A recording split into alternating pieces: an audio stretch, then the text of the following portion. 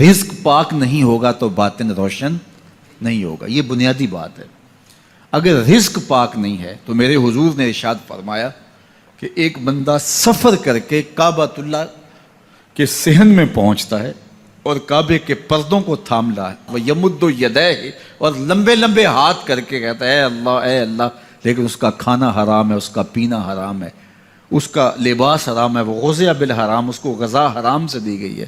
میرے حضور نے فرمایا اس کی کوئی دعا قبول نہیں ہوگی. سفر کیا, جنگل پہاڑ کاٹے, سمندروں کو پاٹ کر کے آگے گیا, ہواؤں کے کلیجے چیر کے آگے بڑھا, مہینوں کی مسافتیں طے کر کے گیا اور کعبۃ اللہ کے سامنے کھڑا ہے, سین حرم میں مطاف میں کھڑا ہے, لیکن اس کا جسم حرام سے پلا ہے. اس نے جو پہنا ہے اس لباس کا تانا یا بانا حرام کا ہے, اس کو غذا حرام کی دی گئی ہے, اس نے پیا حرام کا ہے, اس نے کھایا حرام کا ہے, تو پھر اس کا یہ سارا سفر رائے گاں چلا جائے گا, اس کو کچھ نصیب نہیں ہوگا. تو سب سے پہلی شرط اس عنوان سے عقل حلال ہے. اس کے بعد پہ صدق مقال ہے کہ آپ کی زبان جھوٹ نہ بولے. جب کوئی شخص جھوٹ بولتا ہے, روحانیات تو دور کی بات ہے, اللہ کے فرشتے اس سے 1 میل دور ہٹ جاتے ہیں. جب کوئی شخص جھوٹ بولتا ہے تو حدیث پاک میں آتا ہے اس کے منہ سے ایک خاص قسم کی بدبو نکلتی ہے. اس بدبو کو ہم نہیں سونگھ پاتے لیکن فرشتے سونگھ لیتے ہیں, چونکہ فرشتے انتہائی حساس مخلوق ہے, اور وہ جھوٹ کی وجہ سے نکلنے والی بدبو کو سونگھتے ہیں. اللہ نے حضرت امام اعظم امام ابو حنیفہ رضی اللہ تعالیٰ عنہ کو یہ بصیرت عطا کی تھی اور یہ باطنی نظر بخشی تھی کہ جب کوئی شخص وضو کرتا تھا تو اس کے وضو کے پانی سے پہچان لیتے تھے کہ یہ کس گناہ کا مجرم ہے.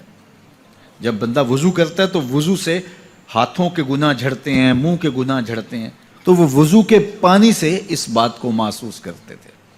اللہ نے ان کو وہ بصیرت عطا کی تھی, لیکن انہوں نے اللہ کی بارگاہ میں عرض کی مالک مجھ سے یہ چیز چھین لے, یہ چیز مجھے نہیں چاہیے. لوگوں کے بارے میں جو ہے وہ ایسا گمان پھر پیدا ہوتا ہے.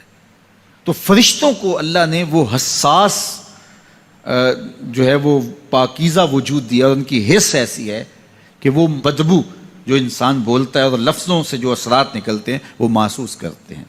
تو جب کوئی شخص جھوٹ بولتا ہے تو اس کے جسم سے, اس کی زبان سے جھوٹ کے ساتھ بدبو نکلتی ہے. اللہ کے فرشتے 1 میل دور تک پیچھے ہٹ جاتے ہیں. تو مجھے بتائیے, جو شخص جھوٹ بولتا ہو کیا اسے کوئی روحانی مرتبہ مل سکتا ہے؟ یہ سوچا بھی نہیں جا سکتا, یہ امکانات سے ہی نہیں ہے. اللہ کے محبوب علیہ السلام سے پوچھا گیا کہ حضور کوئی مسلمان, کوئی مومن کیا بزدل ہو سکتا ہے؟ فرمایا نہیں, وہ بہادر ہوتا ہے, لیکن ہو سکتا ہے کبھی اس سے بزدلی بھی سرزد ہو جائے. انسانی کمزوری ہے, کبھی انسان بہت طاقت میں ہوتا ہے اور کبھی انسان کمزور بھی پڑ جاتا ہے. فرمایا ہو سکتا ہے کبھی اس سے ہو بھی جائے. پھر پوچھا کہ بخل کر سکتا ہے؟ فرمایا نہیں, مومن سخی ہوتا ہے لیکن ہو سکتا ہے کبھی اس سے بخل بھی ہو جائے. کبھی کبھی دولت اسے اچھی بھی لگنے لگ جاتی ہے, جس طرح فرمایا گیا کہ اولاد مبخلتن مجبنتن, یہ جو اولاد ہوتی ہے یہ بندے کو بخیل بھی بنا دیتی ہے اور بزدل بھی بنا دیتی ہے. جب اولاد نہیں ہوتی تو بندہ سخی بھی ہوتا ہے اور بندہ جو ہے وہ مشکل حالات میں بھی کود جاتا ہے, لیکن جب اولاد ہوتی ہے تو پھر مشکل حالات میں کودنے سے پہلے سوچتا ہے میرے بچے ہیں یتیم ہو جائیں گے. اس کو یہ خیال آتا ہے, پہلے ایسے مال لٹاتا ہے لیکن اولاد ہو جائے تو پھر وہ اولاد کا سوچتا ہے کہ ان کے لیے کچھ میں جمع کر لوں. تو اولاد فرمایا میرے حضور نے کہ مبخلہ و مجبنہ, یہ بخیل بھی کر دیتی ہے اور یہ کمزور اور بزدل بھی بنا دیتی ہے. تو مومن ہوتا بہادر ہے لیکن ہو سکتا ہے کبھی اس سے بزدلی بھی ہو جائے. مومن سخی ہوتا ہے لیکن کبھی ہو سکتا ہے اس سے بخل بھی ہو جائے. لیکن تیسرا سوال حضور سے پوچھا گیا کہ مومن جھوٹا ہو سکتا ہے؟ تو اس پہ 2 ٹوک کہا, نہیں جھوٹا نہیں ہو سکتا. یہ نہیں ہو سکتا کہ مومن ہو اور جھوٹا ہو, وہ سچ بولنے والا ہوگا. تو عقل حلال اور صدق مقال, یہ 2 خوبیاں جو ہیں یہ اہل اللہ کا طرائے امتیاز ہے, اور یہ مجھے اور آپ کو اختیار کرنی چاہیے. حضرت خلیل اللہ جب وادی غیر ذی زرع میں سیدہ ہاجرہ اور ان کے معصوم نو نہال کو چھوڑ کر کے جانے لگے, ایسی وادی جہاں حیوانی وجود بھی نہیں تھا، نباتات بھی نہیں پائے جاتے تھے، پانی کا ایک قطرہ بھی دستیاب نہیں تھا، کالے سیاہ محیط پہاڑ جیسے فولاد پگھلا کے ڈال دیا ہو، وہ وادی جہاں دن کو بھی خوف آئے وہاں حضرت ہاجرہ نے راتیں بھی گزاری۔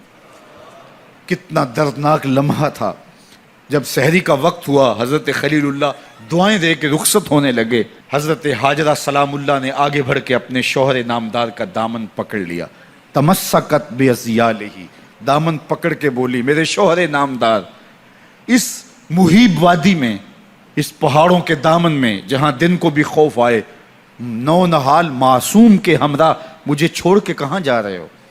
حضرت خلیل اللہ نے کوئی جواب نہیں دیا، پھر قدم اٹھایا تو زوجہ نے پھر دامن پکڑا، پھر وہی سوال، پھر کوئی جواب نہیں آیا، تیسری مرتبہ دامن پکڑا، خلیل اللہ کی جانب سے کوئی جواب نہیں آیا، تو خاتون خود بولی کیا اللہ کا حکم تو نہیں؟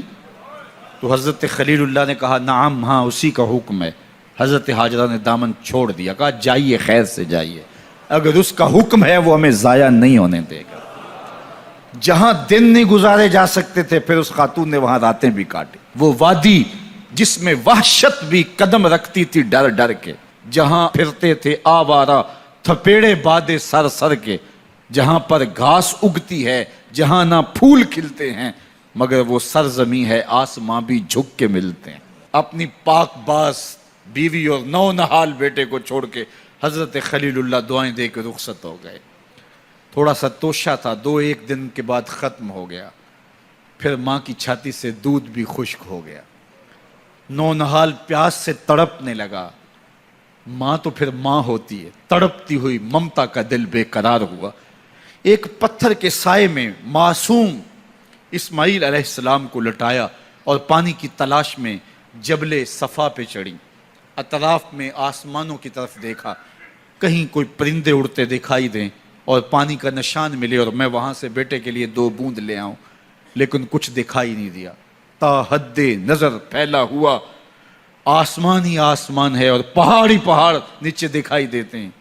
پھر مروہ پہ آئیں، درمیان میں نشیبی جگہ تھی، وہاں بیٹے کا من موہنا چہرہ دکھائی نہیں دیتا تھا، دوڑ کے گزری اور جا کے صفا پہ گھوم کے دیکھا، کچھ نظر نہیں آیا، ادھر بھی دیکھ لیا ادھر بھی دیکھ لیا، لیکن ماں تھی، پھر دوبارہ صفا پہ آئی، صفا پہ دیکھا کچھ دکھائی نہیں دیا، پھر تڑپ کے مروہ پہ آئیں، وہاں پھر دیکھا کچھ دکھائی نہیں دیا، پھر صفا پہ آئی، کبھی صفا پہ کبھی مروہ پہ، تڑپتی ہوئی ماں کی ممتا، بے قرار دل، ادھر پانی کی پیاس سے تڑپتا ہوا معصوم اسماعیل پتھر کی اوٹ میں، درمیان سے ماں گزرتی ہے تو بھاگ کے گزرتی ہے کہ بیٹے کا من مونا چہرہ بھی نگاہوں کے سامنے رہے۔ ذرا منظر تو دیکھو کتنا دل آویز ہے، اللہ اکبر، سینوں میں پتے پانی ہو جائیں، پتھر بھی ہو تو پگھل جائے اس زہرہ گداز داستان سے، لیکن اللہ پر توکل اور ماں کی بے قراریاں، کبھی صفا پہ کبھی مروہ پہ، زبان پہ شکایت نہیں ہے۔ پھر جب مروہ پہ پہنچتی ہیں، 7 چکر مکمل ہو گئے تو ادھر کیا دیکھا کہ معصوم اسماعیل ایڑیاں رگڑ رہا ہے۔ ماں کا دل ڈولنے لگا کہ بیٹا آخری لمحوں میں دوڑی کہ بیٹے کو جا کے اپنی چھاتی سے چمٹاؤں، ہو سکتا ہے 2 قطرے دودھ کے اس کی زندگی کی آس بندھا دیں۔ تو ماں دوڑتی ہوئی آئی، لیکن جب قریب آئی تو منظر بدلا ہوا تھا، معصوم کی ایڑیوں کے رگڑنے سے تازہ چشمہ پھوٹ رہا ہے، پانی ہے کہ بے قابو ہونا چاہ رہا ہے، آگے بڑھی، جلدی جلدی مٹی کی منڈھیری کرتے ہوئے کہا زم زم، رک جا رک جا، اللہ اکبر۔ ہاجرہ سلام اللہ علیہا نے حضرت اسماعیل کی محبت اور اپنے رب پر توکل کی انوکھی اور البیلی داستان رقم کی، کہا ہاجرہ تو نے بھی حد کر دی، لیکن قیامت تک تیری راہوں کو بھی جلوہ گاہ بنا دیں گے، یہاں نبی بھی دوڑیں گے، ولی بھی دوڑیں گے، غوث بھی دوڑیں گے، کتب اور ابدال بھی دوڑیں گے، شہنشاہ بھی دوڑیں گے، کج کلا بھی دوڑیں گے، یہ دوڑنا ہم عبادت بنا دیں گے، حتیٰ کہ امام الانبیاء بھی ان راہوں کی سائی کرتے رہے۔ عجیب رنگ، عجیب منظر اور عجیب کیف کا عالم۔ اچھا، یہاں رک کے ایک بات کرنا چاہوں گا، اگر آپ کی توجہ ہو، جہاں حضرت ہاجرہ دوڑیں اور ان کے مبارک قدم وہاں لگے اور لگ کے ہٹ گئے، عارضی نسبت ہے، مستقل نسبت نہیں ہے، جہاں ان کے قدم لگ کے ہٹ گئے وہ جگہ تو جلوہ گاہ بن گئی۔ اور جہاں حضور خود جلوہ فرما ہیں وہ گنبد خضرا جلوہ گاہ کیوں نہیں ہو سکتا ہے؟ اب یہ پانی جہاں حضرت اسماعیل کے قدم لگے، یہ پانی دنیا کا عظیم ترین پانی ہے، اور پھر اس کا پروٹوکول یہ ہے، اس کو کھڑے ہو کے پیا جاتا ہے۔ یار یہاں بھی روک کے ایک بات کہہ دوں، حضرت اسماعیل کے قدموں کو چھونے والے پانی کا پروٹوکول ہے کہ اس کے لیے کھڑے ہو جائیں، اور حضرت اسماعیل مسجد اقصیٰ میں جس کے پیچھے کھڑے ہو کے نماز پڑھتے ہیں، اس امام کے لیے کھڑے ہو کے مصطفیٰ جان رحمت پہ لاکھوں سلام پڑھ لیں، تو اس میں شرک کہاں سے آ جائے گا؟ تو یہ تکریم ہے، یہ عزت ہے اس پانی کی کہ اس نے حضرت ذبیح اللہ کے قدم چھوئے ہیں۔ تو یہ سارا حج، اللہ اکبر، ہمیں ہمارے ماضی سے جوڑتا ہے۔